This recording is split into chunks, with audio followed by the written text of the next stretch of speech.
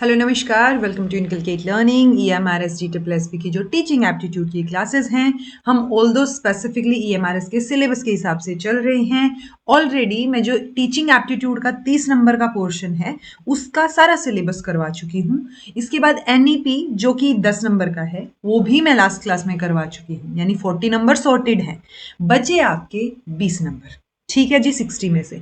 अब ये 20 नंबर में आपकी एक्सपीरियंशियल लर्निंग बोल रखी है और केस स्टडी बेस्ड पेडागोजी या केस पेडागोजी बोल लो आप, ठीक है। तो वो बोल रखी है जो आपके डोमेन नॉलेज में आपकी NEP भी मेंशन है और आपकी एक्सपीरियंशियल लर्निंग और आपके केस स्टडी बेस्ड पेडागोजी भी मेंशन है। ओके तो हम ये ऑलरेडी कर चुके हैं। आज हम बात करेंगे, लास्ट क्लास है ये थ्योरेटिकल वे में, जो आपकी एक्सपीरियंशियल पेडागोजी है और केस बेस्ड पेडागोजी है उनके बारे में बात करेंगे, कैसे क्वेश्चंस बन सकते हैं उनके बारे में बात करेंगे। ओके जो 15th क्लास होगी वो इस EMRS वालों बच्चों के लिए लास्ट क्लास होगी, जिसमें टीचिंग एप्टीट्यूड के सिलेबस के अकॉर्डिंग 1100 प्लस क्वेश्चंस जो हैं वो आपके, और वो लेजिटली प्रीवियस ईयर क्वेश्चंस हैं, यानी चाहे वो नेट में आए हों या किसी और पेपर में आए हों, तो जितने भी पेपर मेरे पास अवेलेबल होते हैं उन सब में से वो क्वेश्चंस बैठ के लिटरली मैंने छांटे हैं। तो वो 1100 प्लस क्वेश्चंस जो हैं वो आपको अच्छे से करने हैं, ठीक है। और ये 14 क्लासेस जो हैं वो रिपीट पे देखनी है। अब बहुत सारे बच्चों को ये टेंशन है, पहले तो मैं एक्सपीरियंशियल लर्निंग करवाती हूँ, उसके बाद मैं केस बेस्ड पेडागोजी की बात करूंगी। Okay 14th class presented by me Raveena. Videos informative लगे तो इनकलकेट लर्निंग को लाइक शेयर सब्सक्राइब जो है आप कर सकते हैं। क्लास नंबर 15 में आपको जब क्वेश्चंस देखने को मिलेंगे, सारे एक ही वीडियो में मिलेंगे, उसमें थोड़ा सा टाइम लग सकता है, 2-4 दिन का, 2-4 दिन भी, या फिर मतलब मैक्स तो हफ्ते से ज्यादा नहीं जाएगा, क्योंकि उसमें 1100 क्वेश्चन, अगर मैं रोज टाइम निकाल के 100 क्वेश्चन या 150 क्वेश्चन भी रिकॉर्ड करूं तो भी टाइम लग जाएगा, छुट्टी है नहीं अभी। ओके सो अभी सैटरडे, इनफैक्ट ये सैटरडे संडे को मैं ये वीडियोस रिकॉर्ड कर रही हूँ ताकि अगले पूरा वीक आपको ये देखने को मिले। ओके तो अगला सैटरडे संडे मिलेगा तो नेक्स्ट वीक जो है ये डल पाएंगे ऑब्वियसली। इसके बाद क्लास नंबर 16 जो होगी वो जब भी होगी वो DSSB वाले बच्चों के लिए होगी। EMRS वाले बच्चे सिर्फ यहीं तक चीजें करके जाएंगे, मोर देन इनफ है आपकी टीचिंग एप्टीट्यूड, आपकी एक्सपीरियंशियल लर्निंग और टीचिंग लर्निंग जो भी है अपने पास, और उसके बाद अपना जो आपकी NEP है, और उसके अलावा एक चीज और थी, केस बेस्ड पेडागोजी।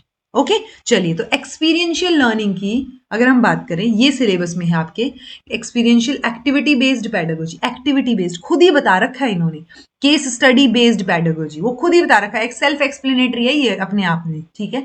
अगर हम इन दोनों को मद्देनजर रखें, स्पेशली एक्सपीरियंशियल एक्टिविटी वाली चीज को मद्देनजर रखें, ये चीज NEP 2020 में मेंशन है। ओके कोट मैंने इसीलिए कर रखा है क्योंकि NEP 2020 से एग्जैक्टली ये चीज उठाई है कि पेडागोजी में must evolve to make education more experiential. Pedagogy मतलब आपको पढ़ाना कैसे है, तो आप ऐसे पढ़ाएंगे एजुकेशन में जैसे जब आप experiential, holistic, integrated, inquiry driven, discovery oriented, learner centred, discussion based, flexible और इंजॉयबल हो।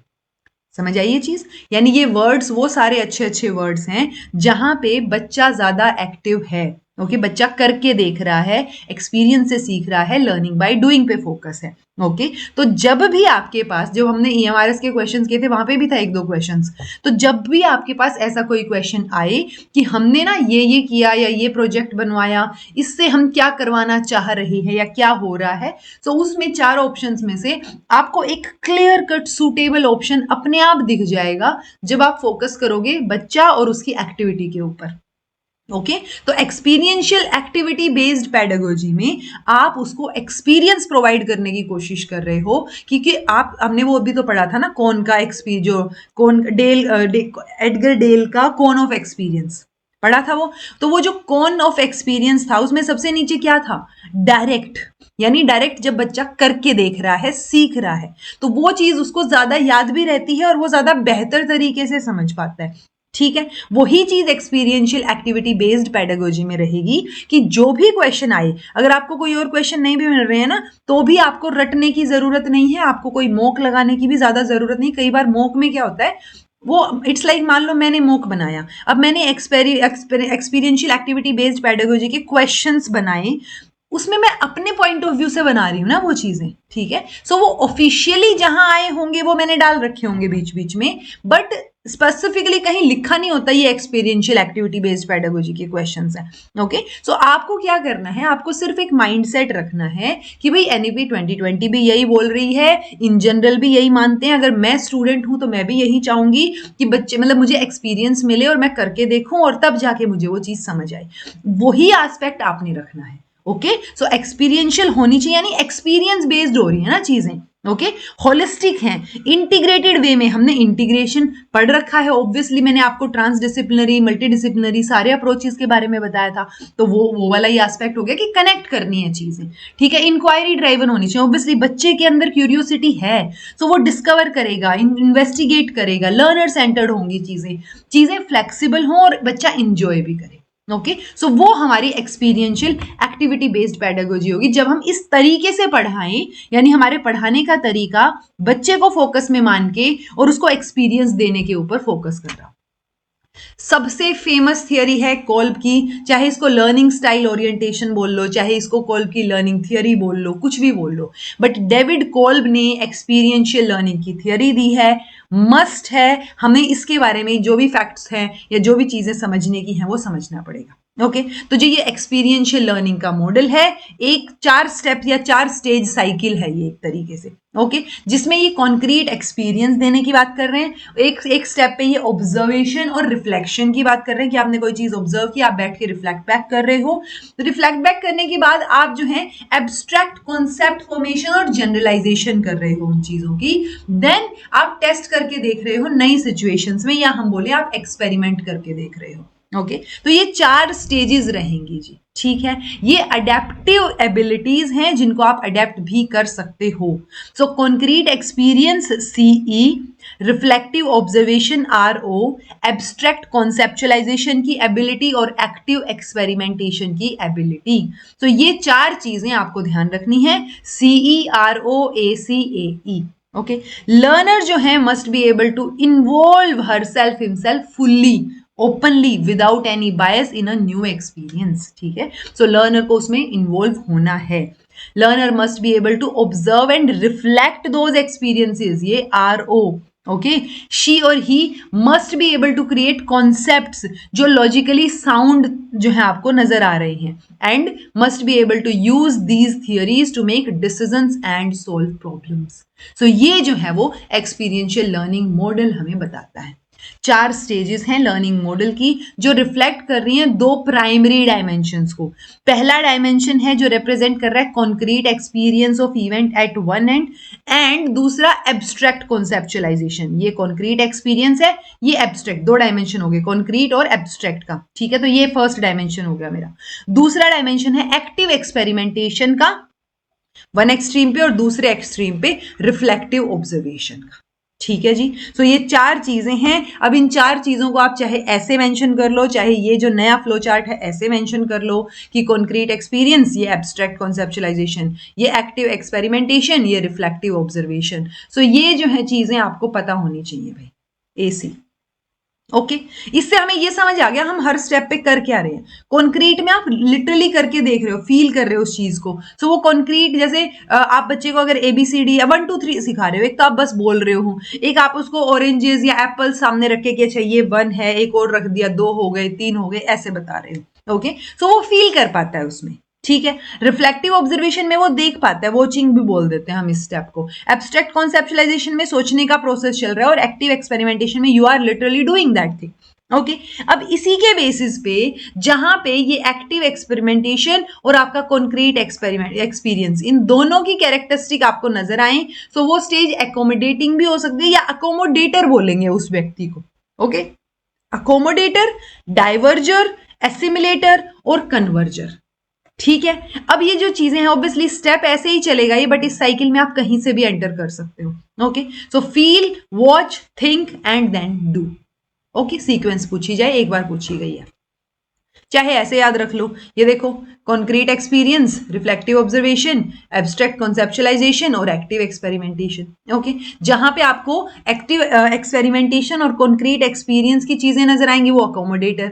अगर मैं कन्वर्जर से शुरू करूं, सो कन्वर्जर की जो डोमिनेंट लर्निंग एबिलिटीज हैं वो क्या रहेंगी, एब्स्ट्रैक्ट कॉन्सेप्चुअलाइजेशन और एक्टिव एक्सपेरिमेंटेशन रहेगी। यानी वो प्रॉब्लम सॉल्व कर रहे हैं, प्रैक्टिकल सॉल्यूशंस निकाल रहे हैं और उनको करके देख रहे हैं। ओके, गुड है वो डिसीजन मेकिंग में, रिलेटिवली अनइमोशनल है क्योंकि वो ज्यादा फील करने वाली चीज यहाँ पे है नहीं। ओके, प्रेफर कर रही हैं, preferring to deal with things rather than people, तो वो चीजें कर रहे हैं, यहाँ पे करके देख रहे हैं, सोच रहे हैं चीजें। ओके, देन है जी डाइवर्जर, ये है डाइवर्जर, इसके ऑपोजिट वाला। डाइवर्जर जो है वो लर्निंग स्ट्रेंथ, इसकी ऑपोजिट नजर आएंगी कन्वर्जर से। ठीक है, ये कॉन्क्रीट एक्सपीरियंस में, रिफ्लेक्टिव ऑब्जर्वेशन में, इमोशनल स्ट्रेंथ में, उन चीजों में आपको ज्यादा बेटर नजर आएंगी।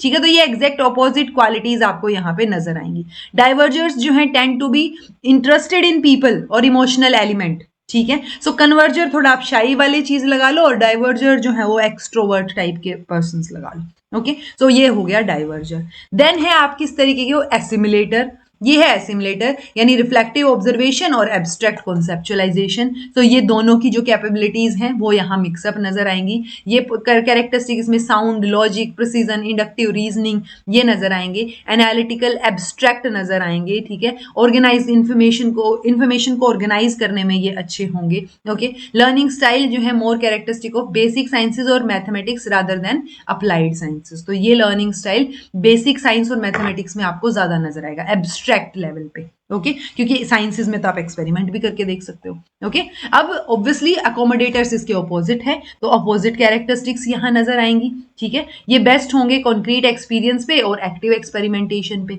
उनकी स्ट्रेंथ ही इसमें है कि वो नई चीजें करके एक्सपीरियंस करें।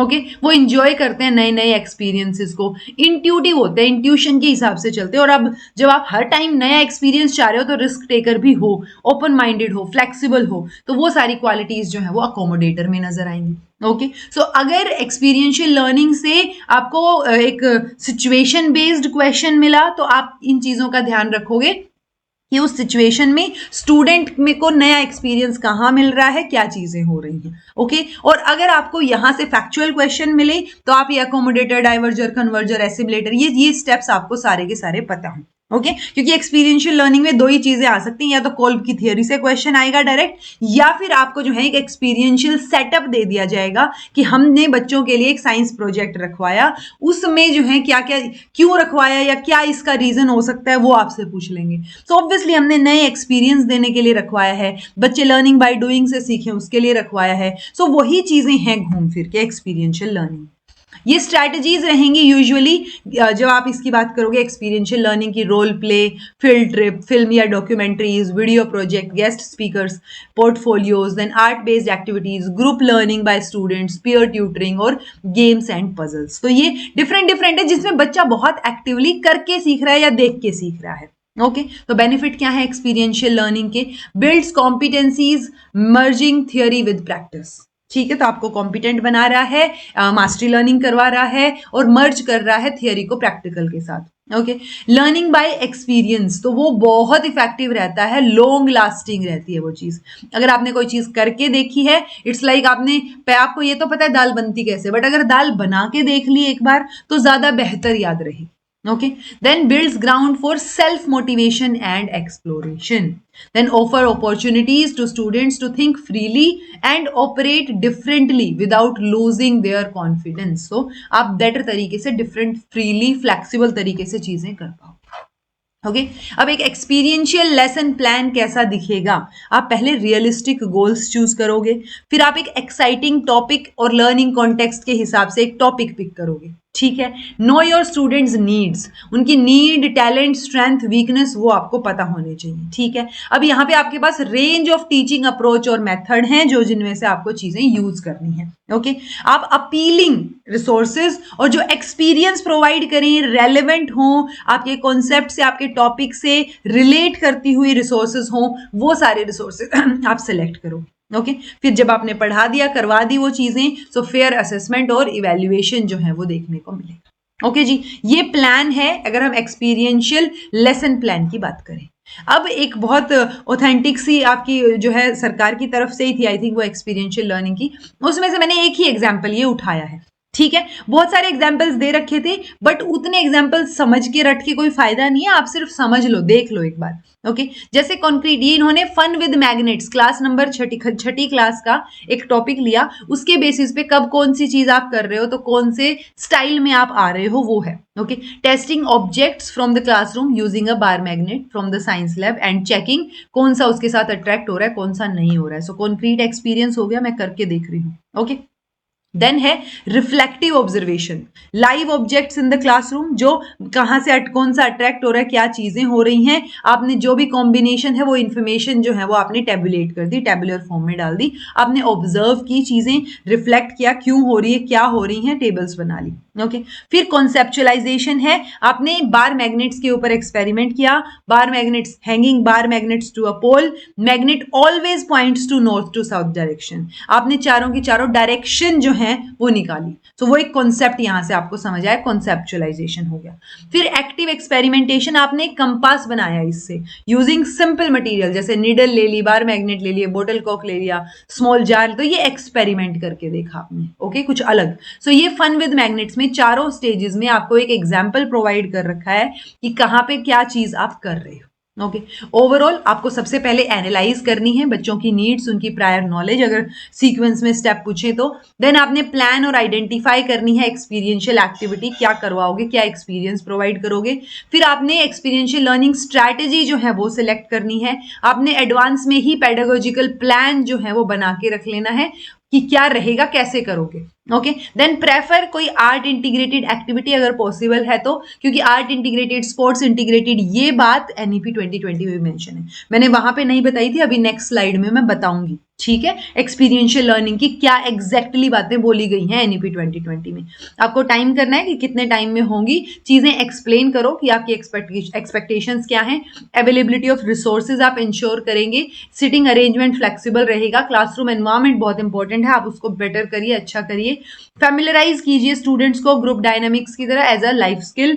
देन डेली ऑब्जेक्ट्स जो हैं वो यूज कर सकते हो आप लर्निंग के लिए, बॉडी और सेंस ऑर्गन्स या सेंसेस जो हैं वो लर्निंग को एनहेंस करेंगे, समझ आएगा आपको। पॉजिटिव इमोशंस जो हैं उनका यूज कीजिए, मिस्टेक्स अलाउड हैं, मिस्टेक कर करके ही सीखोगे। ओके, एक्सपीरियंशियल लर्निंग रिफ्लेक्शन के बिना अधूरी है एक तरीके से।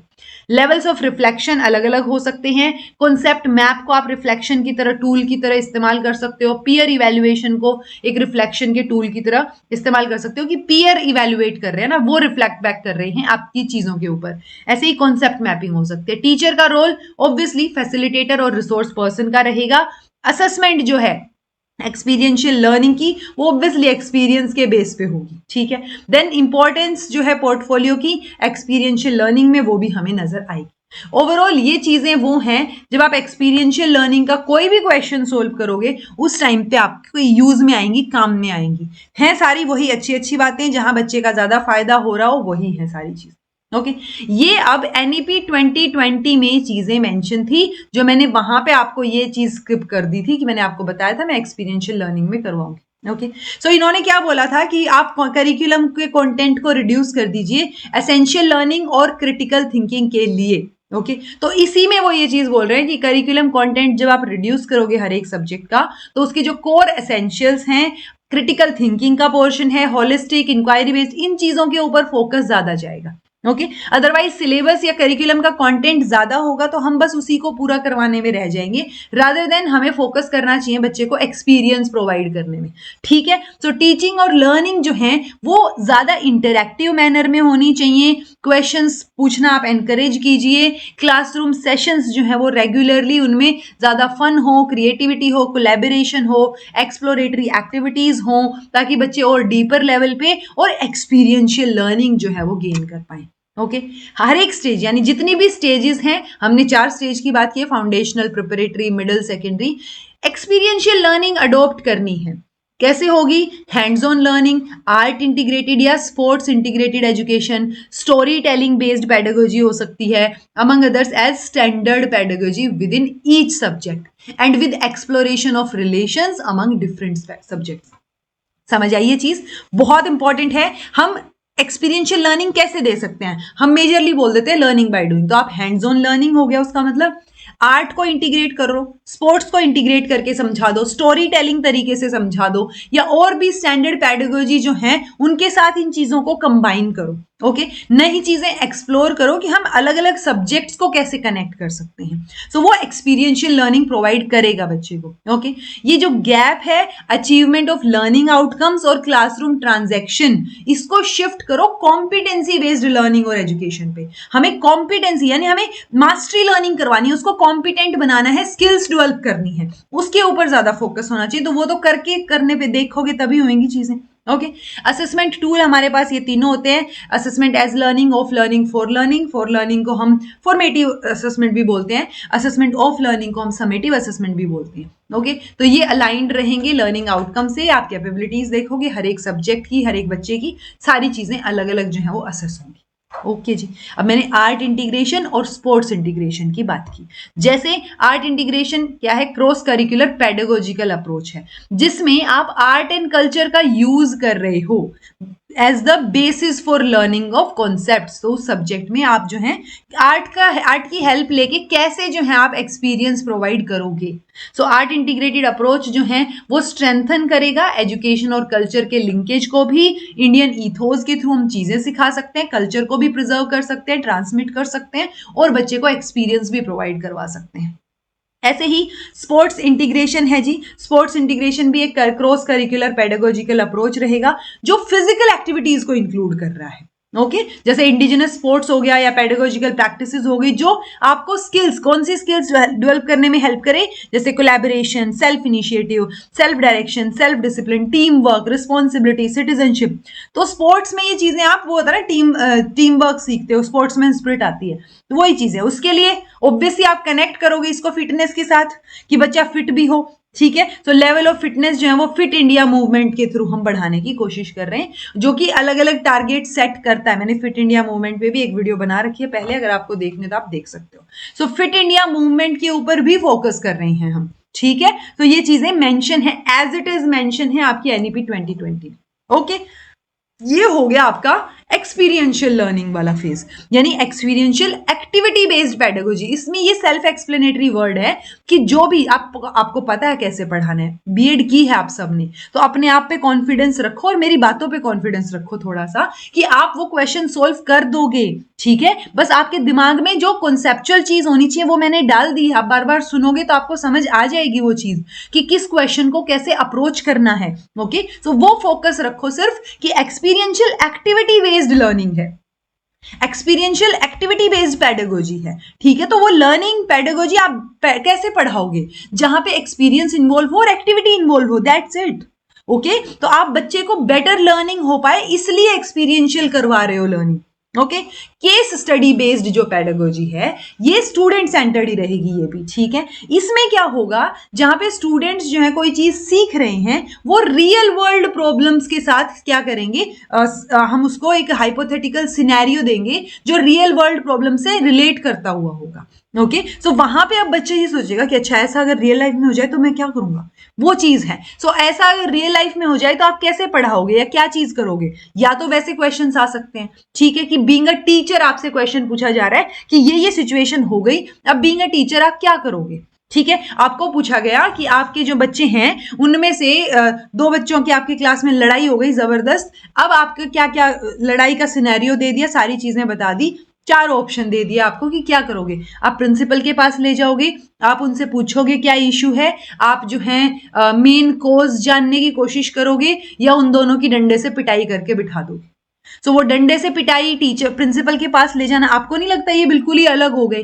आप टीचर हो, ऑब्वियस सी बात है आप उस सिचुएशन को हैंडल करोगे, इतना तो क्लियर है, राइट। सो आप कैसे अप्रोच करते हो वो क्वेश्चन को, है ना, आप वो कॉज जानने की कोशिश करोगे कि वजह क्या थी, किस वजह से चीजें हुई, क्या हुई, कैसे उसको ठीक किया जा सकता है। सो वही चीजें हैं केस स्टडी बेस्ड पेडागोजी में।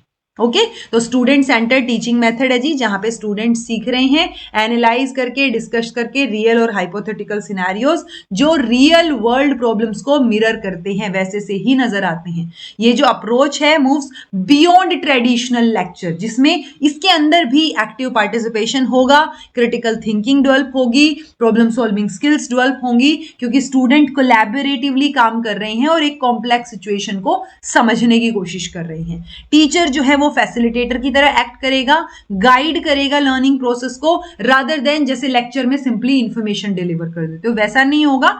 गाइडेंस जो है वो यहां पे मिलेगी, आप चीजें खुद सोल्व करने की कोशिश करोगे। ओके तो मैंने आपको बता दिया केस स्टडी बेस्ड क्वेश्चंस जो हैं वो आपको कॉम्प्रीहेंशन की तरह नजर आएंगे, बस आपको थॉटफुल रहने की जरूरत है, उस क्वेश्चन का आंसर उस पैराग्राफ के हिसाब से, प्लस आपका जो मेन सब्जेक्ट है, मान लो आप टीजीटी मैथ दे रहे हो, टीजीटी साइंस दे रहे हो, सो आपको मैथ्स के बेसिक्स आते हैं, ट्रस्ट योरसेल्फ। ओके थोड़ा सा मैथ्स आपको आता है, या आप साइंस का पेपर दे रहे हो आपको थोड़ी बहुत साइंस आती है, वैसी सी ही थोड़ी बहुत साइंस के हिसाब से आपको एक पैराग्राफ दे दिया जाएगा, जितना मैंने अभी तक के ईएमआरएस के पेपर में देखा है। तो वो पैराग्राफ के हिसाब से आपको अब वो 4-5 क्वेश्चन सोल्व करने हैं, दैट्स इट। ओके सो आपको बेसिक नॉलेज अपने सब्जेक्ट की होनी चाहिए, बेसिक, ठीक है। सो वो नॉलेज आपकी सब्जेक्ट की हो, आपको ऊपरी तौर पे पता हो चीजें, ऐसा ना हो कि आपने सालों से सब्जेक्ट ही ना पढ़ा हो, थोड़ा बहुत तो आता हो उसमें। ओके उसके अलावा बाकी ये 14 क्लासेस आपकी हो गई हैं। 15 क्लासेस में जो है आपको 1100 से ज्यादा क्वेश्चंस पीवाईक्यूज हैं जो कि, तो आप इन सबको रिपीटेडली रिवाइज करो, देखो, नोट्स बनाओ, एंड दैट्स इट। ओके तो अपने एग्जाम के लिए ऑल द बेस्ट, आपको इनको रिवाइज करते रहना है। अभी कुछ मिसलेनियस टॉपिक्स मैंने डाले हैं, ये वो फैक्चुअल चीजें हैं जो पूछी जा सकती हैं, ठीक है, पता नहीं चलता किसी चीज का, सो आपको एटलीस्ट नाम पता हो। इट्स लाइक मोटिवेशन है, प्राइमरी सेकेंडरी दो टाइप के मोटिव्स हम पढ़ते हैं, सेकेंडरी को हम एक्वायर्ड भी बोल देते हैं, प्राइमरी को हम बायोलॉजिकल या फिजियोलॉजिकल मोटिव बोल देते हैं, इंट्रिंसिक मोटिवेशन होता है, एक्सट्रिंसिक मोटिवेशन होता है, ये मोटिवेशन की साइकिल होती है। सो ये बेसिक सी चीजें हैं जो आपको पता हो, ठीक है। देन मोटिवेशन की थियरीज, दो तरीके की थियरीज होती हैं, content theory, process theory. Content theory focus करती है, इनको नीड थियरीज भी बोलते हैं, ठीक है। सो ये नीड्स पे ही फोकस करती है एक तरीके से। प्रोसेस थियरीज जो है वो हाउ पे फोकस करते हैं, ठीक है, रादर देन व्हाट, कि लोगों को क्या मोटिवेट करता है उस पर नहीं, कैसे मोटिवेट हो रहे हैं उस पर फोकस है। ओके तो ये कंटेंट थियरीज के एग्जांपल हैं, आपको सिर्फ नाम थोड़ा सा रहे कि अच्छा मैस्लो, या मैस्लो की थियरी तो मैंने पढ़ा भी दी थी आपको, सो वो कंटेंट थियरी में आती है, इतना पता हो, ठीक है। मैकलेंड है, हर्जबर्ग हैं, या मैकग्रीगर हैं, मायो हैं, इनकी कंटेंट थियरीज हैं। ये प्रोसेस थियरीज हैं, Tyler, Bloom, Adam, Locke, Bandura, Skinner, ये सारे नाम आप प्रोसेस थियरी से रिलेट कर सकते हो, याद रख सकते हो, ठीक है।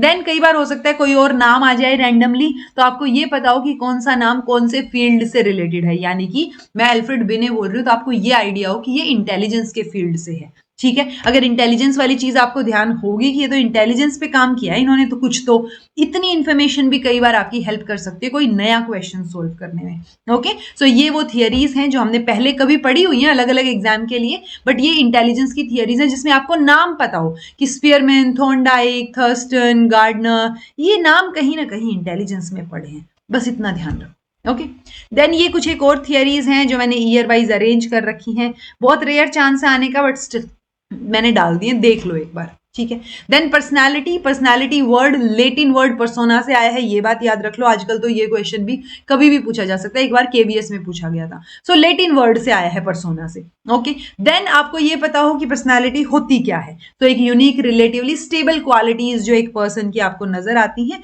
Over the period of time, तो वो स्टेबल क्वालिटीज को हम पर्सनालिटी बोल देते हैं। ओके ये टाइप और ट्रेट थियरीज हैं, ठीक है। टाइप थियरी ब्रॉड पैटर्न के हिसाब से आपने टाइप्स में डिवाइड कर दिया, जब आप थोड़ा और स्पेसिफिक पैटर्न्स पे, एट्रीब्यूट्स पे जाते हो तो वो ट्रेट थियरी होगी, आप पर्टिकुलर ट्रेट्स पे जा रहे हो। ओके ये क्लासिफिकेशन है, आपको एटलीस्ट इतना नाम याद हो कि हिपोक्रेट्स है, क्रेट्समर है, शेल्डन है, कार्ल जंग, फ्राइडन, रोजरमैन, ये सारे के सारे टाइप थियरी से रिलेटेड है। एल्पर्ट और कैटल ट्रेट थियरी से रिलेटेड है, ठीक है। सो बस थोड़ी बहुत चीजें भी ध्यान रही तो मोर देन इनफ है। ओके ये इन्हीं थियरीज में इन्होंने टाइप्स दे रखे हैं, तो एस्थेनिक, एथलेटिक, इसलिए आपने एक रीडिंग ले ली तो आपको थोड़ा बहुत आइडिया हो जाएगा कि ये कहीं ना कहीं तो पर्सनालिटी में या किस चीज में पढ़े थे। ओके ये असेसमेंट पर्सनालिटी की करने के लिए अलग अलग हैं। मूरे और मॉर्गन का जो टेस्ट है, टैट थीमेटिक एपरसेप्शन टेस्ट, ये कई बार पूछा जाता है, ऑल्दो टेक्निकली आपके सिलेबस में नहीं है तो पूछा नहीं जाना चाहिए, बट कोई भरोसा नहीं होता। सो टैट आप मूरे और मॉर्गन नाम याद रखो। टैट जो है वो डेवलप्ड बाय हेनरी ए मूरे और उनकी जो लवर है क्रिस्टेना मॉर्गन, तो मूरे मॉर्गन नाम याद रख। ओके, सो ये अलग अलग टेस्ट हैं जिनके थ्रू हम पर्सनालिटी को असेस कर सकते हैं। ओके जी, सो ये मैंने अपनी तरफ से सारा सिलेबस ईएमआरएस का कंप्लीट करवा दिया है। अभी थोड़ा सा टाइम लगेगा जो 1100 क्वेश्चन है उनको रिकॉर्ड करने में। जैसे ही रिकॉर्ड हो जाएगा, मैं वैसे भी टाइम नहीं लेती, रिकॉर्ड करने के बाद तो मैं शेड्यूल कर देती हूँ, क्लास आपको देखने को मिल जाती है। Okay, so all the best. बाकी हम क्वेश्चंस करेंगे नेक्स्ट क्लास में, एंड आई होप आपके लिए हेल्पफुल रही हो ये क्लासेस। कुछ बच्चे जिन्होंने पीडीएफ ली है उनको ये लग रहा है कि ये तो बहुत ज्यादा है, कुछ एक को लग रहा है कि ये तो बहुत कम है 700 में। सो वो डिपेंड करता है, अलग अलग पर्सन का नजरिया है देखने का, बट ये मोर देन इनफ कंटेंट है। अगर आप करेंगे, रिवाइज भी करेंगे, जेन्युइनली पढ़ेंगे, तो आप देखेंगे कि ये बहुत कंटेंट है अभी भी जो मैंने दे दिया, ठीक है, बट स्टिल मैंने कंपैरेटिवली 14 क्लासेस में इसको कंपाइल करने की कोशिश की। Okay ji, so this was all about today. Thank you so much for watching. Be happy, keep smiling, subscribe to Inculcate Learning because it is absolutely free. Be consistent in your efforts. Take care. See you very soon with the class of PYQs. Okay, take care. See you soon.